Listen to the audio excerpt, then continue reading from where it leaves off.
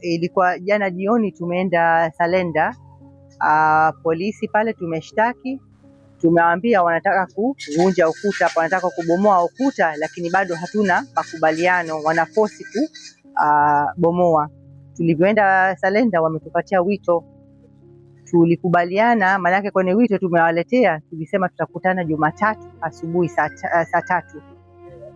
Tumewaletea, wamepokea, engineer amewapa mjumbe, wameipokea, lakini tulivyoona tumejua sawa tutakutana Jumatatu ile tunaendelea maelewano, lakini tumekuta saa 8 za usiku wamekuja kubomoa.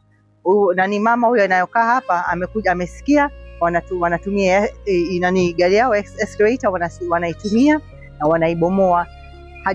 Hatujakubaliana, hatujaambia, hatujatoa idhini, lakini wamefanya nini? Wamevamia, wamekuja tu kubomoa bila ruhusa yetu, na wameenda kinyume ya sheria, kwa sababu ilikuwa inabidi tukutane Jumatatu asubuhi tulivyowapelekea wito. Naona mimi nikatoka mbio, nikafungua pazia, nikakuta ukuta nusu umedondoka na pikipiki imefunikwa na matofali, ukuta hamna. Mimi nikatoka mpaka pale, naona aliposimama yule mwenzio, nikasimama pale, mimi nawaita sasa. Walivyoona mimi nimetoka, wote wakakimbia, akabaki kijana mmoja kule mwisho kasimama, ambaye namjua mimi. Jana huyu alikuja na polisi, alikuwa anaongea nao. Nikamwambia, wewe unaona hapa ukuta umedondoka, mbona umesimama na umeshaleta madhara? Madhara gani? Ananiuliza. Naambia njoo uone pikipiki imefunikwa na matofali. Ile sijamaliza, kaita vijana wawili wanataka kunyakua hapa pikipiki. Nikamwambia iache. Acheni tena, acheni hapa. Tachukua mawe nitatupieni kweli kweli, mimi sina nguvu, lakini nitatupieni. Tokeni hapa. Acheni pikipiki hivi hivi. Haya. Kumbe hivi ninavyosema, wengine wameshatumwa, kulikuwa na pikipiki pia karibu na ukuta. Sababu wanataka kuendelea kuvunja ukuta.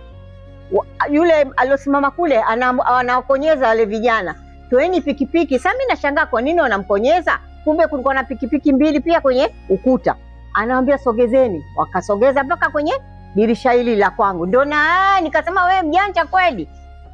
Wewe ingekuwa kama imedondoka kwa bahati mbaya, ungesema bahati mbaya mama, usione wasiwasi, bahati mbaya wakati wa kuchimba umedondoka, lakini kumbe una nia ya kuvunja ukuta wote. Lakini utavunjaje ukuta wote? Bado hujajua sisi masharti yetu, tunaishi ndani. Haya magari yakipata madhara, mmoja umeshaleta madhara, subiri usivunje. Kwani kasikiliza? Kashachukua vijana wawili, kasogeza pikipiki zilokuwa kule, kavunja mpaka huyu nampigia simu Naila anafika hapa, afande mwenyewe alilala na badi. Nikamwamsha mwanangu wa kike, nikamwambia nenda kamwite askari, hivi ukuta unadondoka, hana tabari. Ndio babu anakuja na kaishafika ukuta huko, hata Naila anakuja. Mimi naitwa Thomas Nyambosa, ni msimamizi wa walinzi. Jana nilikuja kutembelea walinzi baada ya kukuta tukio kama tukao tunakaguana, lakini wakaja wajenzi majirani wakataka kuingia, wataka waingie ndani ili waweke nguzo zao katika eneo hili ambalo sio la kwao. Hatujapewa taarifa na mwenye jengo kwamba hatua hizo zinafanyika. Kwa hiyo ikabidi wakaleta kafujofujo kidogo, nikawaambia nyie mnataka tupigane, maana jengo hili sio langu wala sio lako, sisi ni la tumepewa tujimiliki, lakini itakuwa ni ujinga. Kwa hiyo wasikia hivyo wakatoka nje. Walivyotoka nje, mimi nikaona nipige simu kwa mwenye jengo, lakini sasa ilipofika usiku wakaja na greda, wakaingilia eneo la kwao kule. Ndivyo eneo la kwao kule wakaanza kubomoa ukuta kupitia kwao kule. Sasa mimi nisingeweza kupambana kwa sababu hawapo kwenye eneo langu. Kwa hiyo wakabomoa. Baadaye nikamwita mwenye jengo akaja, lakini wakawa na wazuia kile kukubali.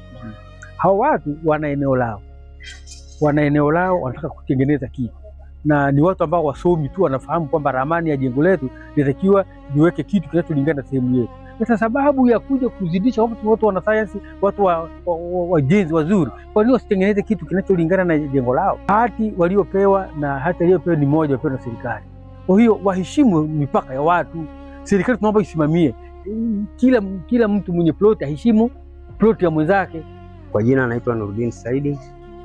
Jana huyu mlinzi wetu alikuja kutuambia kwamba bwana wanasema wa jamaa watavunja usiku kwa nguvu. Walivyosema hivyo, ikabidi mimi nitoke kule nije mpaka hapa. Nimekuja mpaka hapa, nimeangalia, tumeongea na wa jamaa, tukakubaliana kwamba hawatavunja mpaka tuelewane. tukaenda sisi, wakasema sisi wakubwa wanasema tutavunja, wadogo wanasema tutavunja. Kwa hiyo tukawa tuko kwenye utatanishi, tukabidi sisi twende polisi. Tumekwenda Salenda kuchukua RB, imeshindikana kuchukua RB.